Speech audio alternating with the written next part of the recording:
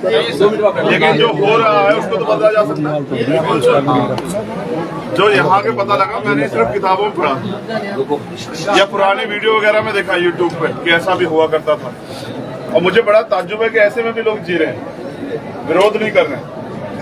जितेंद्र इसलिए नहीं हमारे बीच से चला गया कि वो इस पे चुप था, वो इस पे मुखर था और वो इसके विरोध में खड़ा हो रहा था, इसलिए उसकी जान गई। लेकिन क्या हम और किसी जितेंद्र को खोना चाहते हैं? गुलामी और गुलाम की कोई जात नहीं होती। गुलाम गुलाम होता है, उसका एक ही धर्म होता है, गुलामी का। और मैं समझता हूँ आजाद भारत में हम गुलाम पैदा नहीं हुए सर। तो जो लोग इस तरह की वो रखते हैं, उनमें से कुछ लोग यहाँ भी होंगे, मैं उनसे भी कह रहा हूँ, इंसान बनो भाई, इंसान बनो, जानवर मत बनो ना।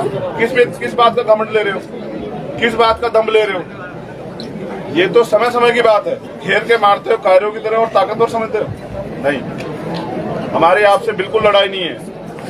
आप इंसान बन के अपने घर रहो और हमें अपना काम करने दो। हम तो एजुकेशन को तरक्की का रास्ता मानते हैं, लेकिन जो अधिकार बुनियादी सबको हैं वो हमारे अधिकार हैं, उनको कोई छीनेगा नहीं। और मेरी आपसे वादा है, ये जो हजारों साल से यहाँ परंपराएं चली आ रही है ना, जिनको हमने पुराने उसमें किताबों में कुप्रथाओं के रूप में पढ़ा, ये 1 साल के अंदर ना कटी तो मैं जीवन में काम करना बंद करके घर बैठ जाऊंगा। मेरी बात को आप याद रखना पाएंगे। ताली बजाने की जरूरत नहीं है। एक और इम्पोर्टेंट बात, हमने जो मांगे थी उन पे बात की है। यहाँ अधिकारी हैं, वहाँ लाखों लोगों की भीड़ खड़ी है, हमें उनके बीच में जाना है और हम चाहते हैं मांगे पूरी हो। और फिर हमने एक बात स्पष्ट तौर पे कही है, हमारे अधिकारी यहाँ खड़े हैं सीनियर, हमारे भाई भी यहाँ खड़े हैं, अवकार भाई खड़े हैं, सतपाल भाई खड़े हैं, शैलेश भाई खड़े हैं। अगर मांगे पूरी नहीं होती फिर जो विद्रोह होगा उसकी जिम्मेदारी मुख्यमंत्री जी की, हमारी नहीं होगी। क्योंकि आम जनता क्या कर सकती है, उसको अधिकार है आंदोलन करने का, करेगी। लेकिन हमने तय किया कि इस बार आंदोलन यहाँ नहीं होगा भाई, आंदोलन वहाँ होगा जहाँ इस प्रदेश के मुखिया शांति से एसी में पड़े सो रहे हैं और यहाँ हम लोग खून प्यासे हो रहे हैं। अगर वो चुपचाप बैठ पड़ के सोएंगे तो हम भी यहाँ नहीं धूम में होंगे, फिर हम उनके दरवाजे तोड़ के ना उनके यहाँ घुसेंगे। इस बार आंदोलन जयपुर में होगा और जो समय अभी हमें मिल जाएगा वो हम चाचा जी तक पहुँचा देंगे, भैया तक पहुँचा देंगे। और वैसे उपकार भाई यहीं रहेंगे, अभी वो यहीं है, जहाँ वहाँ जब पहुँचेंगे उपकार भाई यहीं रहेंगे, हम इनको बताएंगे। मेरी आपसे अपील, अगर ऐसे रहोगे ना सर टूट जाओगे, ऐसे हो जाओ। एक सीमा भी तो होती है कि सब्र की एक सीमा होती है, शोषण की एक सीमा होती है, क्यों नहीं उस सीमा को खत्म कर पा रहे? सबसे बड़ी कमजोरी डर है, उस डर को निकाल दो, ये गुलामी अपने आप छूट जाएगी। और जो जैसे आज इकट्ठे हुए ना, उनको बनाओ इंसानियत। जैसे इकट्ठे हुए आज, ऐसे इकट्ठे होकर देखो एक बात। मैंने तो मेरे पिताजी कहते थे कि फूस की भी जो गठरी होती है वो भी ताकतवर होती है।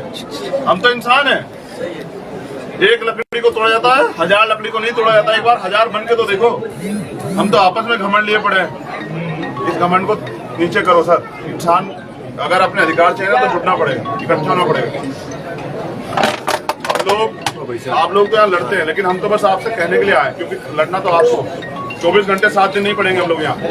लेकिन अगर आपने खुद तय कर लिया कि आप नहीं सहेंगे तो फिर किसी की हिम्मत नहीं कि आपको सहना पड़ेगा। तो मेरी आपसे अपील है, एकजुट होइए। और आखिरी बात के साथ यहाँ से विदा लूंगा, ये मेरा घर है और ये उन लोगों के लिए जिन 2 लोग अपने आप को ताकतवर समझ रहे हैं सत्ता के दम। जितेंद्र चला गया है, चंद्रशेखर आ गया। जितेंद्र के रहते वो नहीं आ पाया, लेकिन यहाँ मेरी 4 बहनें रहती हैं, 2 की शादी होगी, 2 भी है भाई। मेरा भाई रहता है बड़ा मुझसे, मेरे चाचा और मेरी माँ सब लोग रहते हैं। इनकी तरफ आग उठाने वाला आदमी चैन से नहीं सोएगा। ये मेरी जबान, और मैंने जब जबान दी तो फिर चाहे कुछ भी। ये हमारे लोग हैं, ये मेरा घर है, मेरा परिवार है और ये समाज मेरा परिवार है। इसके खिलाफ आंख उठाने वाले को फिर तो जैसा वो जुल्म करेगा वैसा सहना पड़ेगा। धन्यवाद। और मैं चाहता हूँ आपसे, अब ये मूंछों की जिम्मेदारी जो है ना आपके कंधों पे छोड़ के जा रहे हैं। हम तो खूब बड़ी रखते हैं, मत देना। आजाद भाई जिंदाबाद।